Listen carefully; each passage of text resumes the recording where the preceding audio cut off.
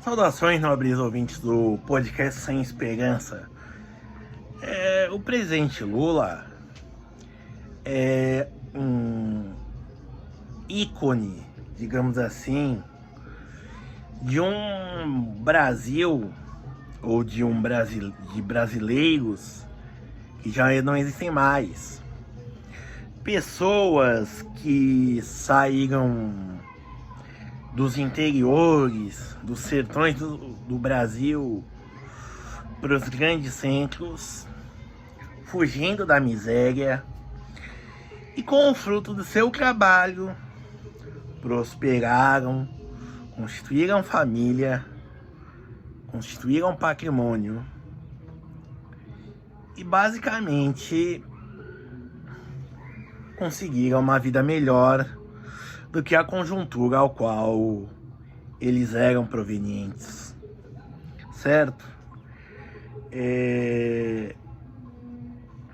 O presidente Lula, no caso específico dele, parte da prosperidade também veio do seu envolvimento com a política, que se iniciou no sindicato, onde se negociou greves, se negociou PDVs e por aí vai. Mas isso é parte de uma coisa que já é passado, certo? O Lula, o presidente Lula, representa as pessoas que prosperaram através do trabalho, do estudo, porque ele pode não ter o diploma universitário, como muita gente aponta o dedo para ele, mas ele é um metalúrgico, ele é um tecnólogo, certo? Não é qualquer pessoa que você pega na rua que pode, por exemplo, fazer uma peça num torno mecânico. Então, assim, ele é um homem que representa não só a meritocracia de fato, como o esforço pessoal. Poderia dizer que para um país como o Brasil ele seria um self-made man, certo? Contudo, o tempo dele passou. E dessa geração do qual ele faz parte, já estão em filhos e netos. Lula tem 77 anos e já é avô. E assim como muitas pessoas que vieram para São Paulo, certo? Bom, e a conjuntura econômica, social e política é diferente, certo? E aí entra o ex-presidente Jair Bolsonaro. Apesar de, em termos etários, haver uma diferença menor, haver uma diferença entre eles de apenas 10 anos, o ex-presidente Jair Bolsonaro ser 10 anos mais jovem que o Lula, também ter saído de um interior, no caso de São Paulo, e parado no Rio de Janeiro, e ter ido parado no Rio de Janeiro devido à carreira militar, ele já representa esses filhos e principalmente netos dessa geração que o Lula fez parte, ou faz parte, certo? Que são as pessoas que ou não fazem nada, ou fazem coisas mal feitas e querem crédito por isso, querem receber lauréus por isso. Bolsonaro era, de certa forma, mal visto pelos seus superiores hierárquicos quando na academia militar por ser considerado ganancioso e foi acusado na justiça militar de atentar contra os quartéis como forma de exigir melhores vencimentos para os militares. Baseado no corporativismo da justiça militar, ele foi reformado, ou seja, aposentado como capitão. Se ele tivesse continuado no exército, fosse um militar competente, ele teria hoje chegado ao generalato, certo? Mas, mesmo assim, ele conseguiu depois iniciar uma carreira política, certo? Primeiro como vereador na cidade do Rio de Janeiro, posteriormente como deputado federal, sem muito relevo, apenas ganhando destaque na década de 2010, aonde ele aparecia em programas em canais de baixa audiência, como o CQC, ou então indo em programas de menor audiência ainda, como o Super Pop da Luciana Gimenez, onde ele ia discutir com travesti. Era muito engraçado isso, ter as passagens, certo? E bom, quando eu digo isso, quando veio as eleições de 2018, e ele já tinha consolidado uma imagem, uma projeção a nível nacional, mesmo assim, eu lembro de um comentário ao final do primeiro turno do repórter Guga Chakra da Globo News. Como alguém com tão poucos segundos conseguiu passar do primeiro turno? Segundos de tempo de televisão, certo? Foi porque ele tinha ele tinha grande projeção nas redes sociais, que ele construiu paulatinamente, em especial depois das eleições de 2014, onde a disputa foi entre Aécio Neves e Dilma. E ele foi apenas crescendo isso, certo?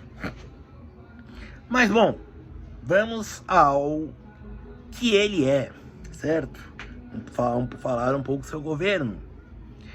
Seus ministros praticamente tinham um arquétipo do burocrata comunista, que é aquele de que não está na posição em que está por sua capacidade, por suas qualificações, mas pela sua capacidade em obedecer ordens. Outra coisa também acerca dos seus ministérios é de que como se diz,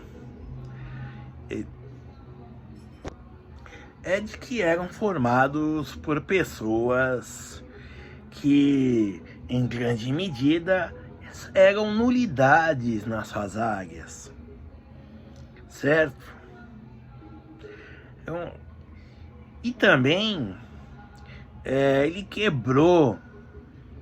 quebraram, na verdade, uma das premissas básicas do funcionalismo público, que é o da impessoalidade. Por exemplo, eles respondiam questões burocráticas, administrativas, em mensagem direta, ou até em menção nas redes sociais, certo? O mais próximo de alguém qualificado que se tinha lá, altamente qualificado, seria o ministro da Economia, Paulo Guedes. Porém, quando ele era um professor, ele foi um professor universitário durante parte do governo chileno, do governo Pinochet. Depois foi para o mundo corporativo, onde teve algum sucesso, algum destaque. Mas sempre teve o desejo de participar das políticas brasileiras e da política econômica brasileira. E nunca conseguiu, porque, em grande medida, ele era um João Ninguém, também porque não tinha contatos políticos, certo? Então, o Bolsonaro representa todas essas minorias, todos esses grupos oprimidos hoje que acham que seus desejos são direitos, certo? Por exemplo, ativistas gordofóbicos, ativistas LG e afins, o que mais? Artistas que não têm, cuja obra não tem nenhum valor comercial, ou seja, se tem verba pública, não consegue pagar suas contas, certo? Grupos que se sentem oprimidos, e por aí vai, representam tudo isso. Ele representa todos esses grupos. Gente que não faz... Bom, basicamente gente que faz pouco, quase nada. Como, por exemplo, aquele trabalhador que sai 9h15 de casa, tentando chegar 9 horas no trabalho. Ou então, o trabalhador cujo turno termina às 6 horas, mas às 5h20 já está se preparando para ir embora, certo? Pessoas que têm problemas causados por elas mesmas e querem que os outros solucionem, certo? Então é esse que querem, quem o Bolsonaro representa, certo? Por exemplo, aquela mãe solteira que tem 4 filhos de pais diferentes, 2 elas não sabem qual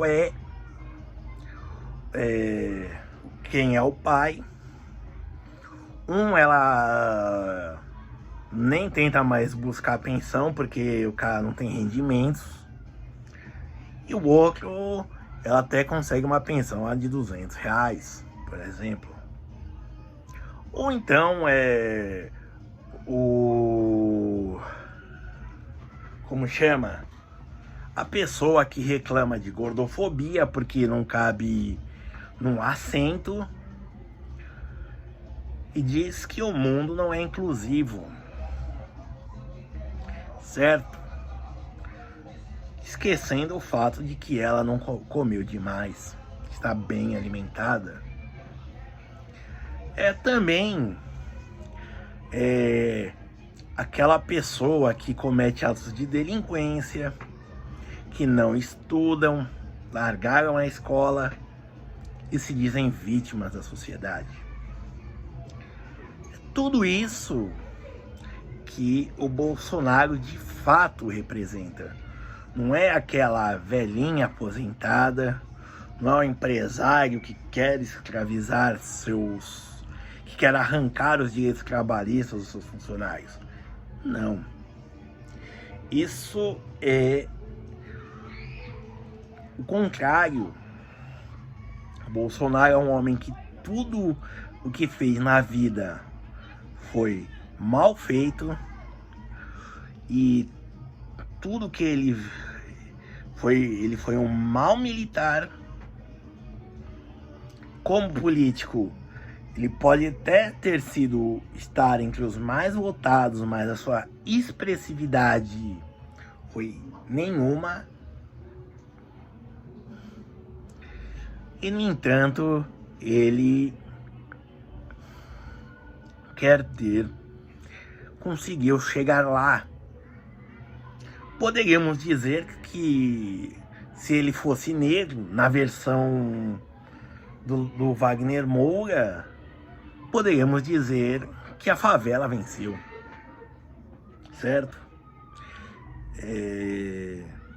E por que eu digo isso? Porque todo mundo que acha que faz as coisas mal feitas, empresários que querem economizar cada centavo, mas não querem investir para aumentar a produtividade, também são representados. Então, Bolsonaro representa um Brasil de um século XXI.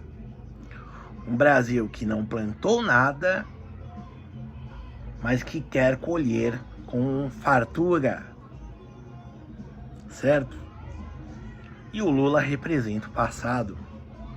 Alguém que trabalhou, alguém que prosperou, certo? Então, para terminar, o Brasil não está representado pelo Lula. E ele errou ao não eleger o Bolsonaro, pois ele era o verdadeiro representante do Brasil e dos brasileiros. Obrigado.